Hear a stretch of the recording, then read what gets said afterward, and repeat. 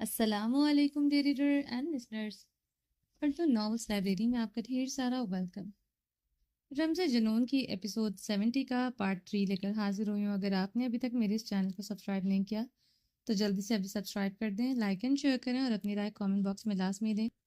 میرا دوسرا چینل ہے رومانٹک اردو ناولس، اس کو بھی جا کے سبسکرائب کریں۔ کافی لوگوں کی ریکویسٹ پر وہاں ناول سٹارٹ کیا گیا ہے، جانے تمنا۔ تو اگر آپ لوگ انٹرسٹڈ ہیں تو جائیں اور جا کر ریڈ کر لیں، ٹھیک ہے؟ چلیں سٹارٹ کرتے ہیں۔ لوہے کی لوہے کی چادروں پر برستی پھوار اس پر اس پراسرار قدیم گھر میں پھیلی عجیب سی جامد سکون کو چیر رہی تھی۔ رات سیاہ تھی، حد درجہ گہری، جیسے کائنات نے آنکھیں موند لی ہو۔ اس پراسرار گھر کے سناٹے میں پھوار کی ہر بوند ایک سرگوشی سی معلوم ہوئی تھی، ایسی سرگوشی جو کسی بھید کا پتہ دیتی ہو مگر اس تک رسائی ممنوع ہو۔ سیاہ تاریک گہری رات مزید ہیبت ناک ہو چکی تھی۔ وہ اسے گود میں اٹھائے گھر میں داخل ہوا تھا۔ وہ کمرے کی جانب بڑھتے اپنے لڑکھڑاتے قدموں پر بمشکل قابو پائے ہوئے تھا۔ وہ اس کی باہوں میں پھر سے ہوش گنوا بیٹھی تھی۔ وہ اسے لے کمرے میں داخل ہوتے اس کے ہوش و خرچ سے بیگانہ وجود کو بے حد نرمی سے بیڈ پر لٹا گیا تھا۔ اس کے حسین نقوش نلاحتوں سے زیر اثر تھے۔ سردی کی وجہ سے اس کا بدن یخ ٹھنڈا تھا۔ وہ اس کے قریب ہوتے اس کے دودھیا قیامت خیز بدن سے اس کا لہنگا بلاؤز نرمی سے اتارتے اس پر گرم کمبل اچھی طرح دیکھا تھا۔ وہ کمرے کے وسط میں بڑھتے پنجوں کے بل بیٹھتے آتش دان میں لکڑیاں سیٹ کرتے انہیں آگ لگانے لگا۔ تھوڑی سی تگ و دو کرنے سے آتش دان میں آگ بھڑکی تھی، ویسے ہی آگ جو اس کے وجود میں بھڑک رہی تھی، مگر چنگاریاں اٹھتے دکھائی نہ دے رہی تھی۔ وہ جانتا تھا اسے جلنا تھا، خاموشی سے جلنا تھا، بے حد جلنا تھا۔ کتنی ہی دیر، کتنے ہی لمحے، کتنے ہی گھنٹے، کتنے ہی دن، کتنے ہی مہینوں، یا پھر تا عمر، تا قیامت۔ وہ پنجوں کے بل بیٹھے اپنی سبز نم آنکھیں آتش دان کی بھڑکتی آگ پر جمائے ہوئے تھا۔ آتش دان کی بھڑکتی آگ کا سلگتا دھواں اس کی آنکھوں سے پانی نکال رہا تھا۔ اس نے حیران ہوتے آتش دان کے پیچھے جلتی ہوئی سرخ دیوار کے نقش و نگار کو دیکھا۔ آتش دان کے دھوئے کے لیے چمنی اسی دیوار سے باہر کی طرف نکالی گئی تھی، پھر سلگتے دھوئیں سے ہی کمرہ کیوں بھر رہا تھا۔ وہ سیاہ گیلے ٹراؤزر میں ملبوس پنجوں کے بل بیٹھے اپنی نگاہیں جھکائے ہوئے تھا، مزید جلتی آگ پر نگاہیں جمائے رکھتا، سب آنکھیں ٹوٹ کر برسنے لگتی۔ یقیناً آتش دان خراب ہو چکا تھا، چمنی میں کوئی بلاکیج آ گئی تھی۔ وہ سر جھکایا جب سوچوں کے تانے بانے بن رہا تھا، یا وہ اذیت ناک سوچوں سے بچنے کے لیے خود کو مختلف سوچوں میں الجھا رہا تھا۔ اس کی سبز آنکھوں سے دو آنسو ٹپکتے نیچے بچھی گرم سفید قالین پر جذب ہو چکے تھے۔ وہ اب سر جھکائے مدھم سا مسکرایا تھا۔ وہ آگ پر نگاہیں نہ بھی جماتا، برسنا تو پھر بھی تھا ان آنکھوں نے۔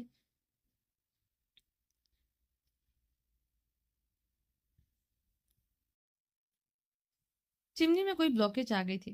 بارش تھمنے کے بعد وہ آتش دان چمنی چیک کرنے کا ارادہ رکھتا تھا۔ وہ سر جھکائے عجیب سے سوچوں کے تانے بانے بن رہا تھا، یا وہ اذیت ناک سوچوں سے بچنے کے لیے خود کو مختلف سوچوں میں الجھا رہا تھا۔ اس کی سبز آنکھوں سے دو آنسو ٹپکتے نیچے بچھی گرم سفید قالین میں جذب ہو چکے تھے۔ وہ اب سر جھکائے مدھم سا مسکرایا تھا۔ وہ آگ پر نگاہیں نہ جماتا، برسنا تو پھر بھی تھا ان آنکھوں نے۔ دل پر جو زخم ہے وہ دکھائیں کس کو کیا، اپنا شریک درد بنائیں کس کو کیا۔ ہر شخص اپنے غموں میں مبتلا ہے، زندہ میں اپنے ساتھ رلائیں کسی کو کیا۔ وہ سر جھکائے زیر لب بولتے رو پڑا تھا۔ یکدم وہ چیخا تھا، ضبط کا دھارا چھوٹ گیا تھا۔ وہ چیختا نہ تو اس کا دل پھٹ جاتا۔ وہ پنجوں کے بل بیٹھتے اس ٹین اور لوہے کی چادر پر مشتمل چھت کو دیکھتے چیخ رہا تھا، جس کے اندر کی جانب لکڑی کے بالے لگے تھے۔ وہ چھت کی طرف دیکھتے شدت گریا سے چیخ رہا تھا۔ اس کی وحشت زدہ کربناک چیخیں سننے والا کوئی نہ تھا۔ میں نے اس کی سبز آنکھوں سے عشق کیا، میں نے اس کی سانسوں سے عشق کیا، اسے دل کی سب سے اونچی مسند پر بٹھایا تھا، اتنی شدت سے کہ اسے چاہا تھا۔ وہ اپنے دل پر ہاتھ رکھے شدت کرب سے چیخ رہا تھا۔ وہ جانتی ہی نہ تھی وہ کیا کر چکی تھی، وہ کیا کہہ چکی تھی۔ بے رحمی کی اگر زندہ مثال ہوتی تو اس کا نام سر فہرست آتا۔ مسز خان۔ وہ دل پر ہاتھ رکھے پیچھے کی جانب ڈھہ گیا تھا۔ اب وہ اپنے دونوں ہاتھ زمین پر رکھے چھت کی طرف دیکھتے کہکے لگا رہا تھا، وہی وحشی کہکے جو 22 سال سے لگاتے آ رہا تھا۔ یہ کہکے صرف ہیبت ناک نہ ہوتے تھے، ان میں ایک درد کا عالم ہوتا تھا جو کوئی نہیں جان سکتا تھا، نہ بلند و بانگ پہاڑ یہ ساکت پتھر کی دیواریں۔ رات کی سیاہی صبح کی سفیدی میں تبدیل ہو کر ابھی اپنا رنگ نہ بدل سکی تھی۔ گلاس ونڈو سے صبح کا منظر رات والا ہی دکھائی دے رہا تھا۔ رات آندھیوں کی چکر سے ہلتے درختوں جو جامد کھڑے تھے، ان کے پتوں سے پانی کی قطروں کی مانند ٹپکتے نم زمین کو مزید نم کر رہا تھا۔ وہ سگریٹ انگلیوں میں دبائے گہرے کش لیتے گلاس ونڈو کے قریب کھڑا باہر نگاہیں جمائے ہوئے تھا۔ اس میں اتنی ہمت نہیں ہوئی تھی وہ دوبارہ اس معصوم وجود کے پاس جاتا، اس کے نیلے چہرے پر محرومیوں کے سائے دیکھ سکتا، سب سے بڑھ کر اپنی ہوئی وہ درندگی جس کے نشان اس کے جسم پر نہیں بلکہ روح پر تھے۔ کوئی اور وہ درندگی دیکھ سکتا کہ نہ دیکھ سکتا، مگر وہ دیکھ سکتا تھا۔ وہ اس کی روح پر لگے زخموں کو دیکھ سکتا تھا کہ تمہارا ساحر کان چھوڑ کر چلا گیا تھا تمہیں۔ وہ اس کی آنکھوں میں آنکھیں ڈالے سزائیاں مسکرا رہا تھا۔ وہ پٹی پٹی ہراساں نگاہوں سے دیکھ رہی تھی۔ وہ کچھ کہنا چاہتی تھی مگر وہ اس کے خوف سے اپنی کپکپاتے لب پیٹ سی گئی تھی۔ وہ کچھ کہہ نہ سکی تھی۔ وہ دردناک یادوں کے قرب میں ایک بار پھر سے بہتا چلا گیا تھا، جس گرداب سے وہ شاید اب ساری عمر نہ نکل سکتا۔ بگو ٹھیک کیا اس نے، تم جیسی لڑکیوں کو ایسے ہی چھوڑ کر چلے جانا چاہیے تھا، تاکہ تم جیسی لڑکیوں کو سمجھ آئے ماں باپ کی عزت ناموس کیا ہوتی ہے۔ تمہاری جیسی لڑکیوں کا انجام سڑک کی دھول ہونا چاہیے۔ وہ اس پر گھٹرا رہا تھا، اس کی گھٹراہٹ پر پسینے سے تر ہو رہی تھی۔ آریان خانزادہ جلتا سگریٹ دانتوں میں دبائے اپنے مضبوط ہاتھ گلاس ونڈو پر ٹکا گیا تھا۔ کل وہ پسینے سے تر ہو رہی تھی، آج وہ پسینے سے تر ہو رہا تھا۔ پانی؟ وہ کپکپاتے لبوں سے پانی مانگ رہی تھی۔ پانی دے دوں تمہیں؟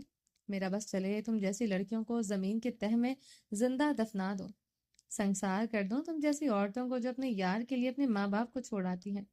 جانتی ہو کتنے جنازے اٹھتے ہیں پیچھے؟ وہ اس پر جھکے سوال کرتے گھرا رہا تھا۔ اس کے معصوم دل کی تیز ہوتی دھڑکنیں اسے بخوبی سنائی دے رہی تھی۔ وہ تب سمجھ نہ سکا تھا جب معصوم دل ٹوٹتا ہے تو دلوں کے جنازے اٹھتے ہیں، دلوں کے جنازے کندھوں پر اٹھائے نہیں جاتے۔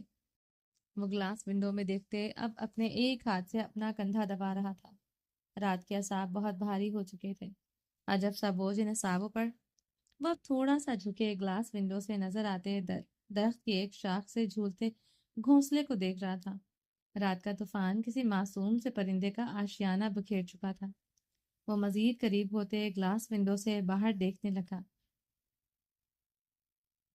ہمالین بلبل کے بکھرے گھونسلے کو نم آنکھوں سے دیکھنے لگا۔ وہ سریلی آواز نکالنے والا بلبل نیچے زمین پر جمع ہوئے پانی میں بے جان سا تیر رہا تھا۔ اس کی سبز آنکھیں پھر سے برسی تھی، کہیں آشانے بکھر گئے تھے، کہیں دل بنجر ہو گئے تھے۔ رات کا طوفان باقی خطرناک تھا۔ ایک بار پھر سے اس اذیتناک یادوں کا ریلا آیا جو برسات بن کر اس کی آنکھوں سے بہنے لگا تھا۔ کتنی نسلیں برباد ہوتی ہیں، آنسوؤں کا سیلاب آتا ہے مسکان، آنسوؤں کا سیلاب آتا ہے جس میں سب کچھ ڈوب جاتا ہے، وہ عزت بھی جسے کمانے میں برسوں لگ جاتے ہیں، مگر تم جیسی لڑکیاں اپنے یار کے لیے وہ عزت اپنے قدموں تلے رونچ کر چلی جاتی ہیں۔ آنسوؤں کا سیلاب آ چکا تھا، اب وہ ڈوب رہا تھا، وہ ڈوب چکا تھا۔ وہ گلاس ونڈو پر ہاتھ مارتے چیخا۔ وہ اپنا ہاتھ گلاس ونڈو پر مارتا ہی جا رہا تھا۔ نہ گلاس ونڈو کا شیشہ تڑک رہا تھا اور نہ اس کا ہاتھ ٹوٹ رہا تھا۔ وہ درد و کرب سے چیختے شیشے پر ہاتھ مارتے ہی چیختا جا رہا تھا۔ اس کے ہاتھ سے خون ٹپکنے لگا تھا، ونڈو کا گلاس داغدار ہو رہا تھا، اس پر سرخ چمکتے دھبے رونما ہونے لگے تھے۔ وہ ان سرخ دھبوں کو دیکھتے اپنے ہوش کھو رہا تھا۔ تمہیں میری پاکی کا ثبوت نہ ملتا تو کیا میں تمہاری نگاہوں میں بد کردار رہتی؟ میں چیخ چیخ کر کہتی رہتی مجھے تم سے پہلے کسی نے نہیں چھوا، تم مجھ پر یقین نہ کرتے، ہے نا؟ وہ شیشے پر ابھرے سرخ دھبوں کو دیکھتے اپنے بال مٹھیوں میں جکڑے ہوئے ہوش کھو رہا تھا۔ یہ کمرہ، دیواریں، یہ چھت، سب کچھ گھومتا محسوس ہو رہا تھا۔ برسوں پہلے اس خوفناک رات میں 10 سالہ آریان نے اپنے ہوش نہ کھوئے تھے، مگر 22 سال بعد آریان خانزادہ اپنے ہوش کھو رہا تھا۔ وقت کی ستم ظریفی اتنی بے رحم نہیں ہوتی جتنی بے درد لفظوں کے ستم ظریفی بے رحم ہوتی ہے۔ وہ اپنے بولے گئے لفظ کی صفاکی نہ بھول رہا تھا، تو وہ کیسے بھول پائے گی؟ یہی ایک سوچ، یہی ایک بات اس کے حواس چھین رہے تھے۔ اس کی سب دھندلی آنکھیں گلاس پر ٹھہرے ان سرخ بوندوں پر ٹھہر گئی تھی۔ وہ اس کی آنکھوں کی سرخی بڑھا چکے تھے۔ اسے نہیں پتا تھا اسے کبھی یہ سرخ رنگ اتنی شدت سے اسے کاٹے گا کہ وہ ٹکڑوں میں تقسیم ہونے لگے گا۔ وہ پڑھا لکھا تھا، وہ ایک عام جاہل مرد نہ تھا، مگر آج وہ خود کو زمانہ جاہلیت کے اس دور میں خود کو کھڑا پا رہا تھا جہاں عورت کی کوئی ویلیو نہ تھی۔ وہ سب جانتا تھا، عورت کے کردار کے پاک ہونے کے لیے ان ناپائیدار ثبوتوں کی ضرورت نہیں ہوتی۔ نہ سائنسی اعتبار سے نہ اسلامی اعتبار سے، پھر بھی اس نے یقین کیا تو اس ناپائیدار سے ثبوت جس کی کوئی حیثیت کوئی وقت نہ تھی، اگر یہ سب نہ ہوتا تو وہ اس کے لیے ناقابل اعتبار ٹھہرتی۔ ٹھیک ہی تو کہا تھا اس نے، شازمہ خان نے اس کی ایسی تربیت نہ کی تھی، پھر وہ کیوں ایسا بن گیا تھا کہ وہ مرد کی سطح سے تو کیا، وہ انسانیت کی سطح سے سب سے نچلے گڑھے میں گر گیا تھا۔ وہ جس بھی ٹراما سے گزرا ہو، کیا اسے حق تھا وہ اس کے لپیٹ میں کسی بھی عورت کو لیتا؟ وہ کسی بھی سڑک پر کسی کو بھی پکارتی۔ وہ کون ہوتا تھا اس کے بارے میں غلط سوچنے والا، کسی بھی لڑکی کے کردار پر سوال اٹھانے والا، ماضی کی کتاب کے اور آگ میں وہ شخصیت کا حامل انسان تھا جس نے اس کا چہرہ سیاہ مسخ شدہ کر دیا تھا۔ وہ آئینے میں اپنا چہرہ دیکھنے تک کی ہمت نہ کر پا رہا تھا۔ وہ ایک دم ہوش کھوتا زمین پر اوندھے منہ گر چکا تھا۔ جلتے تپتے دل و دماغ کو راحت ملی تھی۔ وہ بھی ہوش و گرد سے بیگانہ سکون پرسکون ہو رہا تھا۔ ہوش کھونے میں کتنا سکون تھا، وہ کوئی آریان خانزادہ سے پوچھتا۔ وہ بند ہوتی آنکھوں سے نم سا مسکرایا۔ کاش 22 سال پہلے اس رات وہ بھی ہوش کھو دیتا تو وہ آج ٹراما میں نہ ہوتا جس کے ساتھ کسی معصوم کی زندگی برباد کر چکی تھی۔ اس کی بند ہوتی آنکھوں سے آنسو بہہ رہے تھے۔ اس کے دل کی طرح آنکھوں پر بھی بوجھ بڑھتا جا رہا تھا۔ اس کا دماغ سیاہ تاریکی میں ڈوب رہا تھا۔ کمرے میں اب گمبھیر خاموشی تھی، مگر دو نفوس کی بے چین سانسیں اس گمبھیر خاموشی کو جیسے توڑ رہی تھی۔ ہاتھ آؤ تو بت، ہاتھ نہ آؤ تو خدا ہو۔ عقل میں جو کر گیا لا انتہا کیوں کر ہوا، جو سمجھ میں آ گیا پھر وہ خدا کیوں کر ہوا۔ روح کو جسم کے پنجرے کا بنا کر کہتی، اس پر پھر موت کا پہرا بھی بٹھا رکھا ہے۔ دے کر تدبیر کی پنچھی کو اڑانے تو نے دام تقدیر میں ہر سمت بچھا رکھا ہے۔ کر کے آرائش کونین کی برسوں تو نے ختم کرنے کا بھی منصوبہ بنا رکھا ہے۔ لا مکانی کا بہتر حال ہے دعویٰ بھی تمہیں، نہن و عقب کا بھی پیغام سنا رکھا ہے۔ یہ برائی وہ بھلائی، یہ جہنم وہ بحشت، اس الٹ پلٹ پھیر میں فرماؤ تو کیا رکھا ہے۔ جرم آدم نے کیا اور سزا بیٹیوں کو، عدل و انصاف کا معیار بھی کیا رکھا ہے۔ وہ آہستہ آہستہ ہوش میں آ رہا تھا۔ اس کی پلکوں پر جن پر گہرا بوجھ تھا وہ کپ کپ آ رہی تھی۔ مسز خان، اس کے لب آہستگی سے پھڑپڑائے تھے۔ ہوش میں آتے اس کے لبوں پر اس دشمن جاں کا نام تھا جس کے حواس لب کرنے کی طاقت رکھتی تھی۔ چار چار قبریں اس کے حواس نہ چھین سکی تھی، مگر اس کے چند لفظ اس کے سانس بند کر گئے تھے۔ وہ اپنی متورم آنکھیں کھولتے سیدھا ہوا تھا۔ کمرے میں خنکی کا تاثر ختم ہو چکا تھا۔ کمرہ شدید گرم تھا، اس لیے وہ بھی تو پسینے میں نہلایا تھا۔ اس کے بال پسینے سے نم تھے۔ وہ اپنے زخمی ہاتھ سے بالوں میں انگلیاں پھیرنے لگا۔ مسز خان، اس کے لب کپ کپا رہے تھے۔ وہ اپنی سرخ سبز آنکھیں اپنی ہتھیلیوں سے مسلتے ہوئے اپنے کمزور ناتواں بدن کو سنبھالتے ہوئے اپنے پیروں پر وزن ڈال گیا تھا۔ اس کا مضبوط جسم کپ کپا رہا تھا۔ کیوں وہ آخر اس گرم کمرے میں سوکھے پتے کی مانند کانپ رہا تھا۔ وہ تو بہت مضبوط تھا۔ وہ جانتا تھا وہ تھی بیڈ پر لیٹی۔ اس بے رحم عورت کی آنکھیں جن میں کوئی رہتا تھا، جن آنکھوں سے عشق تھا، کیسے وہ ان آنکھوں میں دیکھ سکتا تھا؟ کیا آنکھ مچولی کا یہ کھیل اب ساری عمر چلنا تھا؟ وہ خود کو گھسیٹتا ہوا اس بے رحم صفاک عورت تک پہنچا۔ صفاک بے رحم تو وہ تھا، ابن آدم، مگر وہ ہوا کی بیٹی۔ اس آخر کیوں خود سے زیادہ صفاک بے رحم لگ رہی تھی۔ وہ اس کی طرف بڑھتے، اس کے قریب بیٹھے، اس کے نرم ہتھیلی جکڑے اپنے ٹھنڈے کپکپاتے ہاتھوں سے مسلنے لگا۔ وہ اس کی نرم گلابی ہتھیلی مسلتے اس کے حسین نکوش پر نگاہیں گاڑ گیا جس میں اب نلاحتیں ختم ہو چکی تھی۔ آریان خانزادہ نے جھکتے ہوئے اس کی گردن پر ہاتھ رکھا۔ اس کا بدن مکمل حدت پکڑ چکا تھا۔ اس کی کنپٹی پر کمرے میں گرمی کی حدت کی وجہ سے پسینے کی بوندیں بھی بہہ رہی تھیں۔ آریان خانزادہ نے رخ پلٹتے ہوئے اپنی دونوں ہتھیلیاں آپس میں مس لیں۔ اس کا جسم اب ٹھنڈا ہو رہا تھا، وہ نم سا ہو رہا تھا، اس کا بدن کپ کپا رہا تھا۔ وہ بیڈ سے پاؤں لٹکائے اپنی دونوں ہتھیلیاں آپس میں رگڑتے ہوئے جلتے آتش دان پر نگاہیں جما کیا۔ اسے حدت کی ضرورت تھی، اس کی روح کی طرح اس کا جسم بھی ٹھنڈا پڑ رہا تھا، مگر اسے گرمی کے لیے اس آگ کی ضرورت نہ تھی۔ اگر ہوتی تو اب تک اس کا جسم حدت نہ پکڑ لیتا۔ وہ اتنی دیر سے آگ کے قریب ہی نیم بے ہوش پڑا تھا۔ وہ اپنی ہتھیلیوں کو آپس میں رگڑتے ہوئے رخ موڑے اس کے نازک وجود پر نگاہیں جما کیا۔ اس کی اسے اشد ضرورت تھی۔ اگر اس کے بدن کی گرمی اس کی نرم آغوش نہ ملتی، وہ جان سے بھی جا سکتا تھا۔ وہ آہستگی سے اس کے قریب ہوتے، اس پر کمبل سرکائے اس کے قریب لیٹے، اس کے پہلوں پر ہاتھ جما کے اس کے سینے پر سر رکھ گیا تھا۔ وہ اس کے نازک وجود پر اپنا مکمل وزن ڈالے اس کے ساتھ لپٹا ہوا تھا۔ وہ ہوش میں ہوتی وہ کبھی اس پر مکمل وزن نہ ڈالتا، کبھی آج تک ڈالا تھا۔ اور اس کے ذرا قریب آنے پر وہ ہوش کھونے لگتی تھی، جبکہ ہوش میں نہیں تھی۔ وہ تو اس پر اپنا تمام بوجھ ڈال گیا تھا۔ نہ اس نازک وجود کی سانسیں کھٹی تھی، نہ دھڑکنیں رکی تھیں۔ وہ زیر لب مدھم سا مسکرایا تھا۔ ڈرامہ کوئی؟ وہ اس کی دھڑکنوں کو میانہ روی سے چلتے محسوس کرتے بڑبڑایا تھا۔ وہ اوپر ہوتے اس کی گردن میں اپنا چہرہ چھپا گیا۔ سکون کی لہریں اس کے وجود میں اتری تھیں۔ وہ اپنے بدن کی گرمی سے اس کے جسم کو گرمی پہنچا رہی تھی۔ اس نازک وجود کے پاس اس کی ہر بے چینی، ہر بے سکونی کی دوا تھی۔ ابھی تھوڑی دیر پہلے وہ مر رہا تھا، اب وہ پھر سے جی اٹھا تھا۔ اس پر نم سے لب دیوانہ وار اس کی گردن کو چھو رہے تھے۔ وہ اس کی دودیاں چمکتی گردن کو شدت سے چوم رہا تھا۔ اس کے لب عقیدت سے اس کی گردن کو چومتے اس کے حسین نقوش کو چھونے لگتے۔ وہ اس پر مکمل سایہ فگن ہوتے ہوئے اس کے ایک ایک نقش پر لب رکھنے لگا۔ اس کا ایک لمس بھی یاد نہیں، اس نے کبھی یاد دیا ہی نہیں۔ وہ یہ لفظ ادا کرتے ہنس رہی تھی۔ وہ اس کے لفظ یاد کرتے ہنس بھی نہ سکا تھا۔ وہ اس کے اگلے لفظ اس پر لاوا جو انڈیل چکے تھے۔ اس وقت بھی رخصت بھی ہوئی تھی، مگر وہ پھر بھی میرے قریب نہیں آیا تھا۔ میں اس کی قربت پانے کے لیے اس کے آگے گڑ گڑائی بھی تھی، گر وہ پھر بھی میرے قریب نہیں آیا۔ وہ اسے شدت سے چوم رہا تھا، اور وہ نم ہو رہی تھی۔ اس کے پرحدت لب اس کے نازک وجود کے نقوش کو نرم کر چکے تھے۔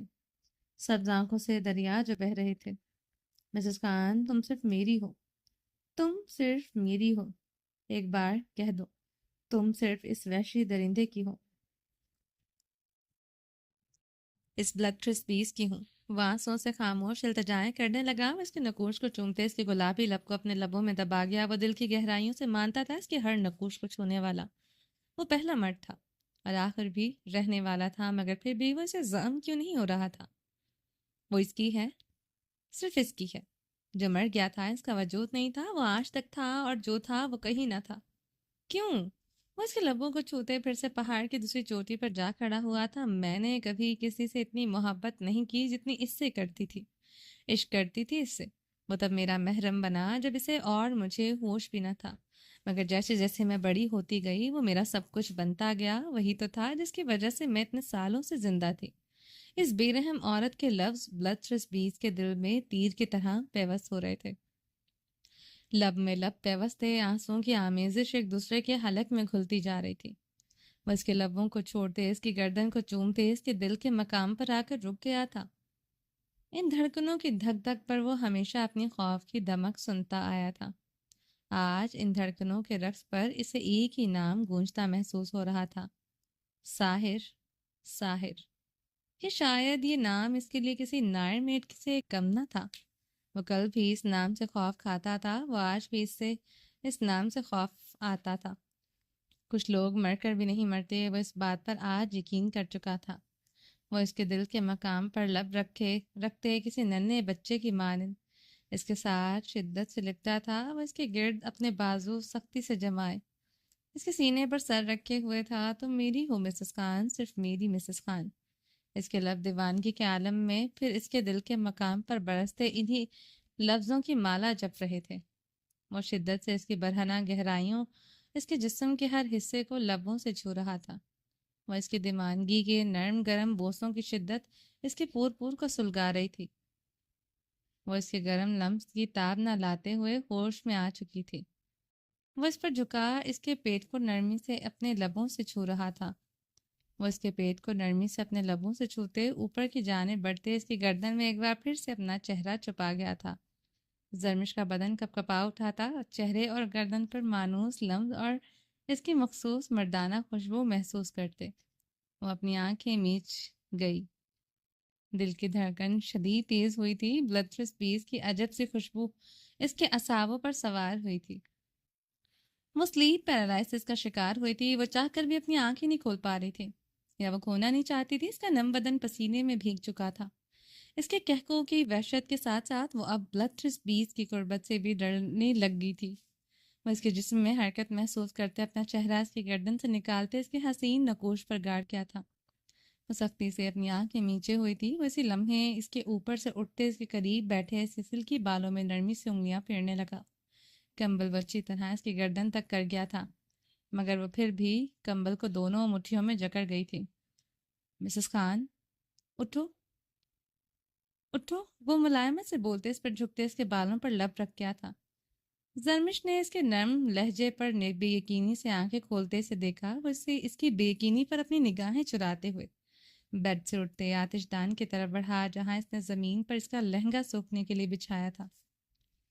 آگ کی تپش سے اس کا لہنگا خشک ہو گیا تھا۔ وہ لہنگا اور بلاؤز اٹھائے اس کی طرف آہستگی سے بڑھا۔ وہ اس کی کمر میں ہاتھ ڈالتے، اسے نرمی سے بٹھاتے، اسے وہ بلاؤز اور لہنگا زیب تن کروا گیا تھا۔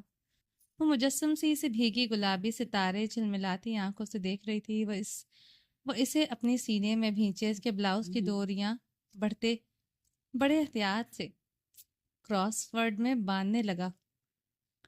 اسے اس سرخ جوڑے میں بہت گہری نگاہوں سے دیکھا تھا۔ وہ ڈوریاں کیسے بندھی تھیں وہ جانتا تھا۔ وہ اسے اپنے سینے میں بھینچے اس کی کستوری خوشبو اپنی سانسوں میں اتارتے، وہ موتیوں کی نازک ڈوریاں نرمی سے باندھ رہا تھا۔ اب اس کے نازک سہمے سے وجود کی دھڑکنیں بہت تیزی سے چل رہی تھیں۔